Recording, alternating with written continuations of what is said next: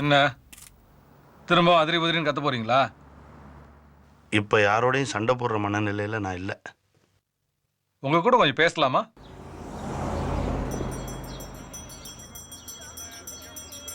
அன்பு நல்ல புத்திசாலி, தன்மையான பையன். என் பையனோட நல்ல திறமைசாலி. பின்னால பெரிய ஆளா வருவான் பாருங்க. ஆனா உங்களால் ஏதோ டிஸ்டர்ப் ஆகிறாங்க, பார்த்துக்கோங்க. நீங்கள் சொல்கிறது உண்மைதான் சார். அது எனக்கே புரியுது. என்ன பண்ணுறது? நம்ம எடுத்து சொல்றது புரிஞ்சுக்கிறதுக்கும் அதை ஏற்றுக்கிறதுக்கும் ஒரு மனசு வேணும். அந்த மனசு உங்ககிட்ட இருக்கு சார்.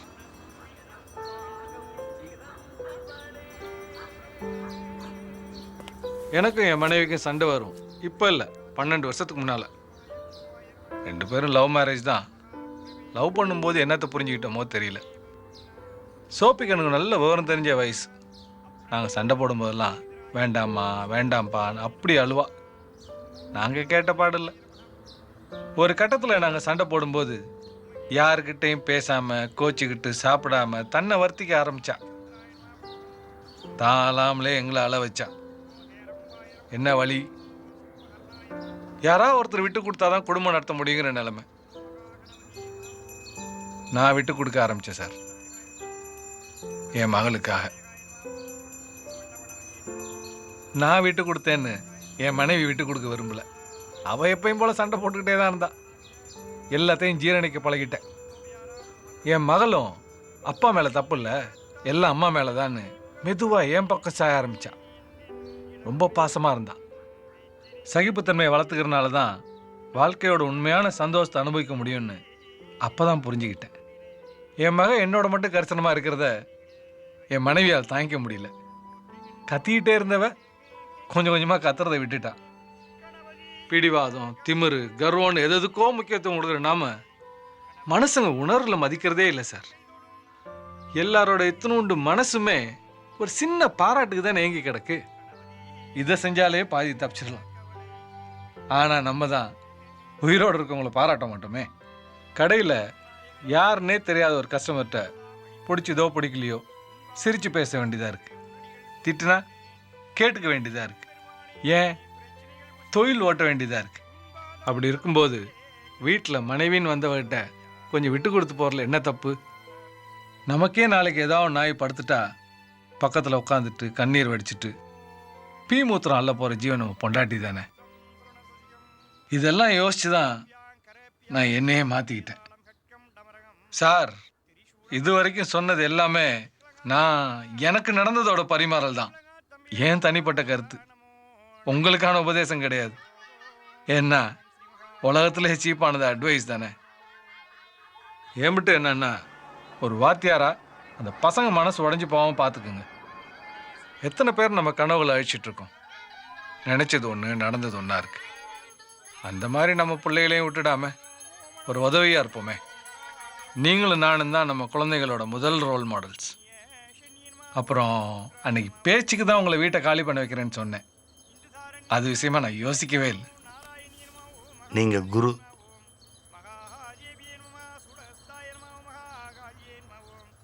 உலகத்திலேயே விலை உயர்ந்த பரிசு மன்னிப்புன்னு சொல்லுவாங்க. நான் உங்ககிட்ட மனசார மன்னிப்பு கேட்டுக்கிறேன்.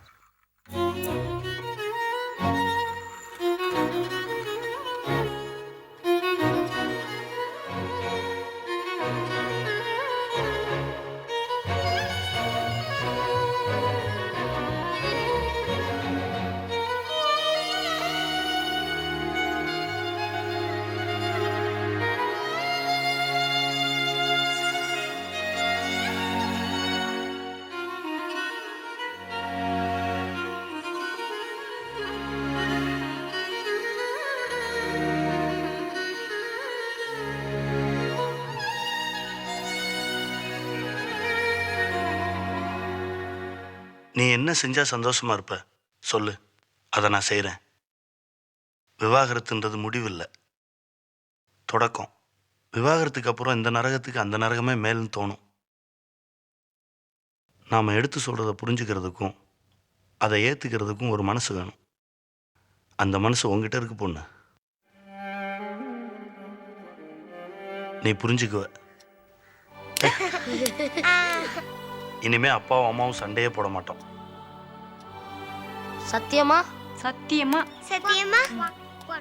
எனக்கு அதே மாதிரி நீயும் ஜீவாவும் இனிமே சண்டையே போடக்கூடாது. ம். பசங்களை அந்த வாத்தியார் ரொம்ப மொழி வச்சுட்டாரு. முதல்ல திஷ்டி சுத்தி போடு.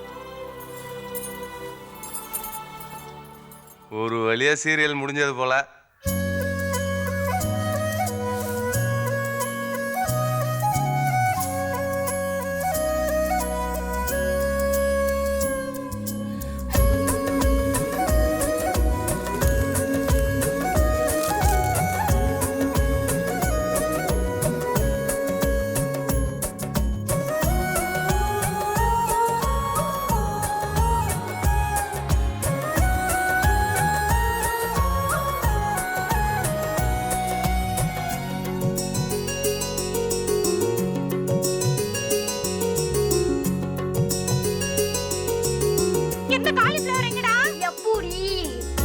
அன்பாலே அழகாகும் வீடு, ஆனந்தம் அதற்குள்ளே தேடு, சொந்தங்கள் கை சேரும் போது வேறொன்றும் அதற்கில்லை ஈடு. அன்பாலே அழகாகும் வீடு, ஆனந்தம் அதற்குள்ளே தேடு, சொந்தங்கள் கை சேரும் போது வேறொன்றும் அதற்கில்லை ஈடு.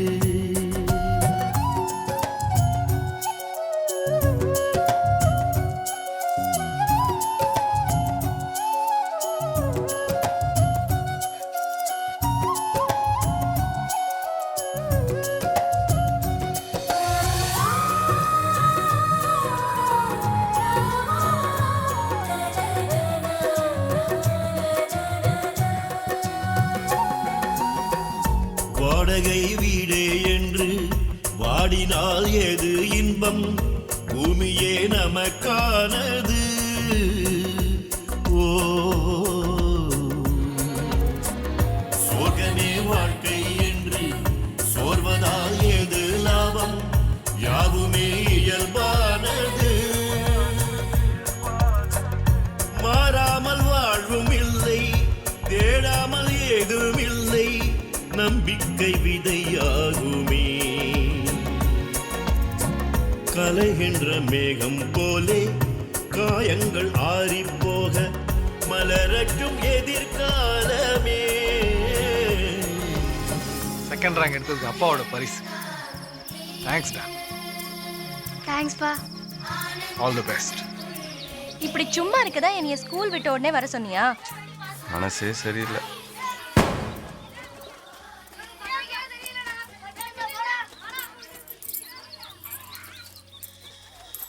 ஏய் என்ன? பாட்டி, பாட்டி இங்க வாங்களே. இந்தாங்க, ஏதாவது வாங்கி சாப்பிடுங்க. இவரோட பணம். மகராசனா இருக்கும்.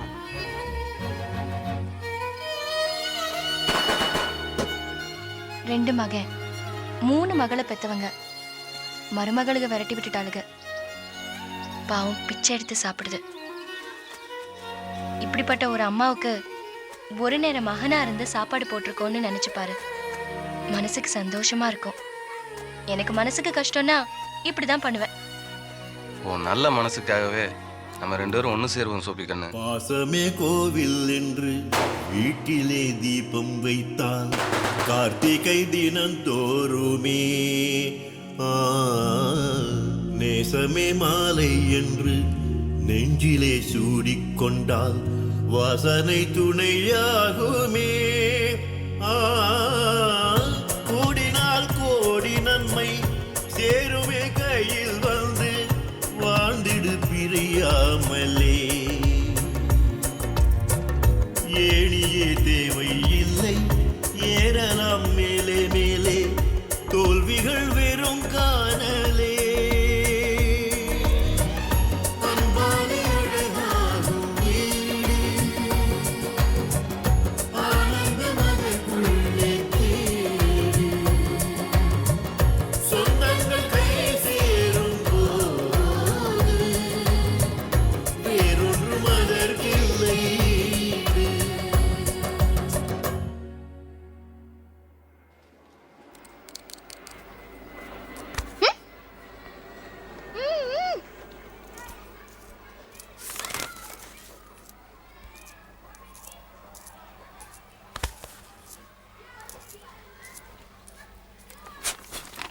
சார் அங்கே ஒருத்தர் கோணம் கிழக்கிறான்.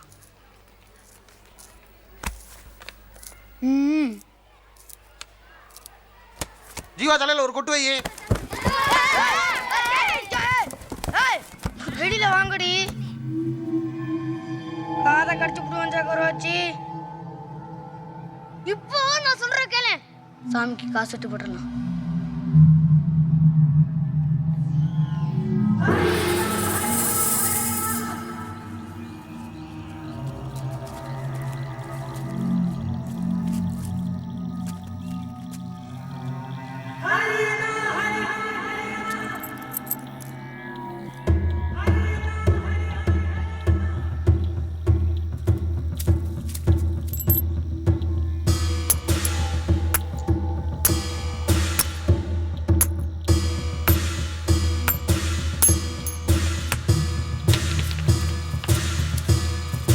வெட்டட காளியம்மா, இந்த அன்பு பேருக்கும் மங்களம் பேருக்கும் ஏதாச்சும் பாடம் போட்டு திரும்பவும் நானே கிளாஸ் லீட் ஆகணும். இந்த சம்பந்தம் வத்தியாரு என்னை கங்கணம் கட்டிக்கிட்டு அடிக்கிறாரு. அவரும் இந்த அன்பு பயிலும் இந்த பள்ளிக்கூடத்தை விட்டே போயிடணும். இல்லைன்னா இதில் அடி வெட்டு புடக்கணும் வரணும். அதுக்கு தான் காசு வெட்டி போட்டிருக்கோம்.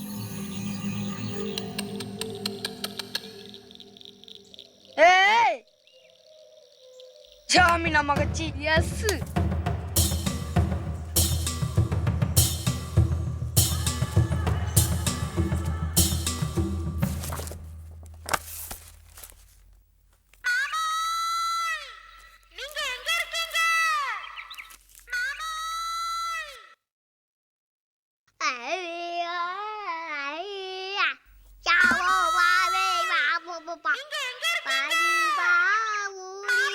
டேய் மீனாட்சி,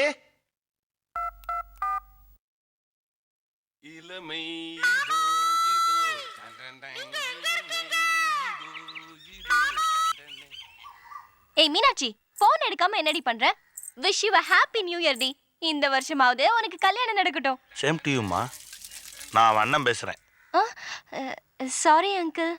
எப்படி இருக்கீங்க அங்கிள்? நான் கோப்பெருந்தேவி.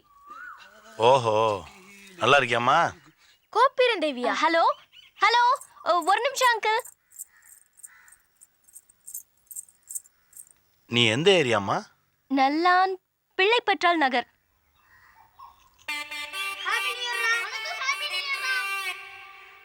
என்னைய பார்த்துருக்கியா? உங்களை பார்த்ததே இல்ல.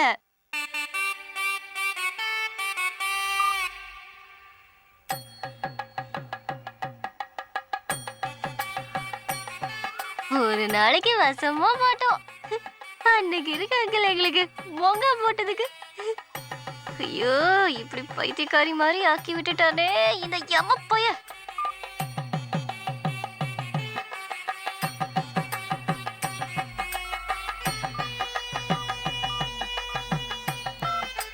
கட் ஆயிடுச்சுமா. சொல்லுங்க அங்கிள். கண்டிப்பாக நாளைக்கு நீ வீட்டுக்கு வாம்மா, பேசுவோம். சரி பின்ன.